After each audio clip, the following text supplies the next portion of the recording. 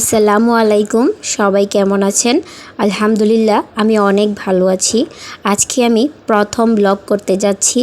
জানি না কেমন হবে, তাও সাহস করে ফেললাম। সবাই আশা করি আমার ব্লগটা দেখবেন।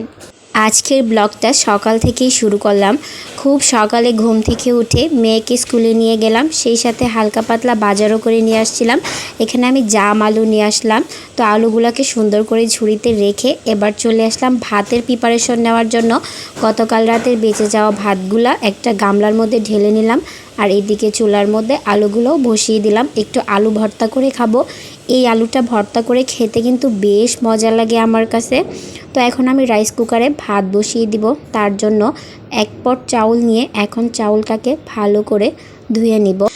সব সময় কিন্তু সকালবেলা ভাত খাওয়া হয় না, মাঝে মাঝে রুটিও খাওয়া হয়, মাঝে মাঝে ব্রেড, ডিম টোস্ট এগুলোও খাওয়া হয়। তো আজকে ভাত খাবো, যেহেতু আলু নিয়ে আসছি তার জন্য। তো চাউলটাকে সুন্দর করে পরিষ্কার করে এবার চলে আসলাম ভাতটা বসিয়ে দেওয়ার জন্য। আর আমি সবসময় রাইস কুকারে ভাত রান্না করি, যেহেতু ঢাকা শহরে থাকি, একটু সাশ্রয়ী না হলেই হয় না। একটা সিলিন্ডার গ্যাস নিয়ে আসলে প্রায় 1 মাসের চেয়েও কম যায়, তার জন্য আমি একটু সাশ্রয়ের জন্য রাইস কুকারে ভাত রান্না করি।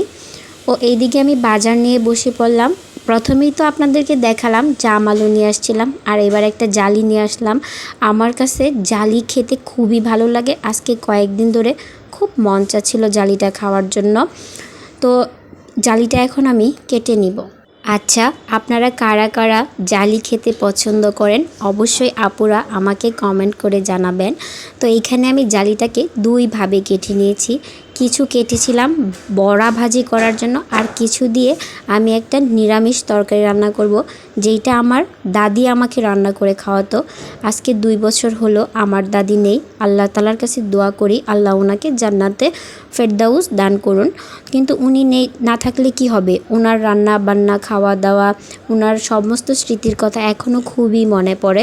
তো আজকে আমি ওনার মতো করে তরকারিটা রান্না করব।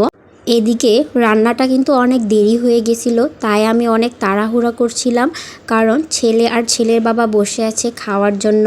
যেহেতু আজকে প্রথম ব্লগ ভিডিও বানাচ্ছি, তার জন্য একদিকে কাজ করছি আর একদিকে মোবাইলের ক্যামেরা ধরে রাখছি। আমার একটু সমস্যা হচ্ছিল, আর এর পাশাপাশি রান্নাটাও খুব দেরি হয়ে গেছে। ওদিকে কিন্তু আলুটা সিদ্ধ করে আমার জামাইকে দিলাম ভর্তা বানানোর জন্য। এখন বড়াটা ভেজে নিব, তার জন্য সবগুলা বড়া উঠিয়ে নিয়ে এখন ধুয়ে হলুদ, মরিচ, লবণ, ধনিয়া সব ধরনের মশলা মাখিয়ে তারপর এটা ভাজির জন্য বসিয়ে দিব।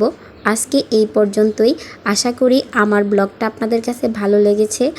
যদি আমার ব্লগটা আপনাদের কাছে ভালো লেগে থাকে তাহলে সবাই আমাকে সাপোর্ট করবেন, পাশে থাকবেন। আসসালামু আলাইকুম।